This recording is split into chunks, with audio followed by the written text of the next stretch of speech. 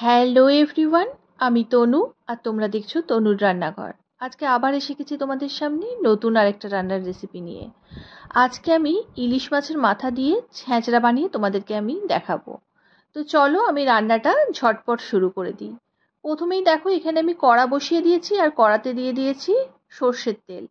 তেলটা গরম করার জন্য দিয়েছি আর একটা খুন্তির সাহায্যে দেখো আমি তেলটা কড়ার চারধারে স্প্রেড করে নিচ্ছি। আর এবারে নুন হলুদ মাখানো ইলিশ মাছের মাথা আমি তেলে দিয়ে দিলাম। এখানে আমি অর্ধেকটা ইলিশ মাছের মাথা দিয়েই রান্নাটা করব, কারণ এখানে আমার সবজির পরিমাণ যেহেতু কম, গোটা ইলিশের মাথাটা কিন্তু আমি দিলাম না। আর দেখো এখানে আমার ইলিশ মাছ ভাজা হয়ে গেছে। এবারে ওই তেলের মধ্যে আমি দিয়ে দিচ্ছি কালো জিরে ফোড়ন আর দিয়ে দেবো দুটো শুকনো লঙ্কা। শুকনো লঙ্কাগুলো আমি একটু ফাটিয়ে দিয়েছি। শুকনো লঙ্কা দিয়ে আমি একটা তেজপাতা এর মধ্যে দিয়ে দিলাম। এবারে তেজপাতাটা দেখো আমি তেলের মধ্যে একটু ভালোভাবে দিয়ে দিচ্ছি যাতে ফোড়নটা আমাদের ভালোভাবে হয়ে যায়। আর এখানে আমার ফোড়নটা হয়ে গেছে। এবার আমি একটা পেঁয়াজ কুচি এর মধ্যে দিয়ে দিলাম। পেঁয়াজটা আমি স্লাইস করে কুচিয়ে রেখেছিলাম, সেটা আমি এর মধ্যে দিয়ে ভালোভাবে পেঁয়াজটা একটু নাড়াচাড়া দিয়ে লালচে করে একটু ভেজে নেব। আর দেখো এখানে দেখতে দেখতে আমার পেঁয়াজটা ভাজাও হয়ে গেছে। এবারে আমি একে একে আলু, কুমড়ো আর পটলটা প্রথমে দিয়ে দেবো। আমি আমার যা যা বাড়িতে সবজি ছিল সেগুলো আমি নিয়ে নিয়েছি। তোমরা তোমাদের পছন্দ মতো যে কোনো সবজি এখানে ইউজ করতে পারো। আর অনেক সময় দেখবে বাড়িতে অল্প একটু পটল, অল্প একটু কুমড়ো এগুলো থেকেই যায়। তো সব সবজি দিয়েই তোমরা এগুলো বানিয়ে নিতে পারো। তা দেখো এখানে আমার আলু, কুমড়ো, পটল এগুলো ভাজা হয়ে গেছে। এবারে আমি এর মধ্যেই দিয়ে দিচ্ছি ফুলকপির ডাঁটা। এই ফুলকপির ডাঁটা দিলে চচ্চড়িটা কিন্তু খুব ভালো টেস্ট হয়। তোমরা ফুলকপির ডাঁটার চচ্চড়ি কে কে খেয়েছো আমাকে একটু কমেন্ট করে জানিও। ফুলকপির ডাঁটা দিয়ে চচ্চড়ি কিন্তু খুব ভালো হয়। আর দিয়ে দিচ্ছি বেগুনটা। বেগুনটা না দিলে কিন্তু হবে না, বেগুনটা দিলে তবে কিন্তু ছ্যাঁচড়াটা বেশ ঘাঁটা ঘাঁটা হয়। আর দেখো এই সব কিছু দিয়ে আমি আরো ভালো করে এগুলো ভালোভাবে ভেজে নিচ্ছি। আর এখানে দেখো আমার সব সবজিগুলো মোটামুটি ভাজা হয়ে গেছে। এবারে আমি দিয়ে দেবো অল্প একটু আদা বাটা। এই অল্প একটু আদা বাটাই এখানে লাগবে, আর তেমন কিছু বাটা মশলা লাগবে না। এবারে একটু গুঁড়ো মশলা লাগবে। তো দেখো প্রথমে এবারে আমি গুঁড়ো মশলাগুলো একে একে দিয়ে দেবো।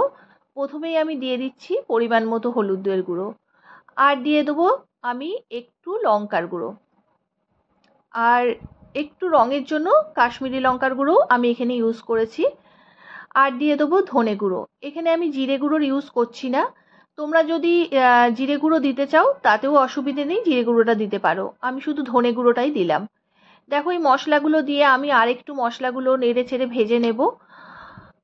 আর এই সময় গ্যাসের ফ্লেমটা কিন্তু আমাদের একদম মিডিয়াম করে দিতে হবে, না হলে কিন্তু সবজিগুলো বা মশলাগুলো জ্বলে যাওয়ার সম্ভাবনা থাকে।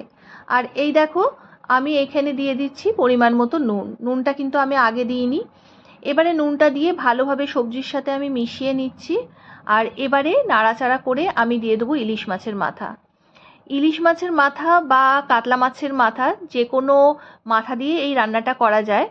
আর এই যে কোনো মাছের মাথা দিয়ে রান্না আমার ছেলে কিন্তু খুব ভালোবাসে, তাই জন্য এই সবজি আমার বাড়িতে প্রায় দিনই হয়ে থাকে। তো দেখো মাছের মাথাটা আমি একটু ভেঙে দিলাম খুন্তির সাহায্যে।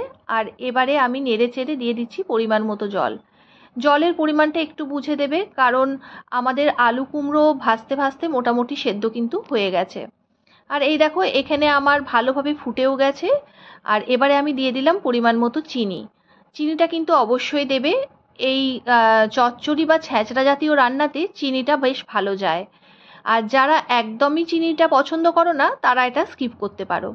তো দেখো আমি 5 মিনিটের মতো ঢাকা দিয়ে রেখেছিলাম। এবারে ঢাকাটা খুলে নিয়ে আমি দেখে নিচ্ছি আমার সব সবজি ভালোভাবে সেদ্ধ হয়ে গেছে, কিন্তু আমার এখনও একটু গ্রেভি আছে। তাই আমি গ্যাসের ফ্লেমটা হাই করে একটু যে গ্রেভিটা আছে সেটা শুকিয়ে নিচ্ছি। আর শেষে দিয়ে দিচ্ছি একটু ভাজা মশলার গুঁড়ো।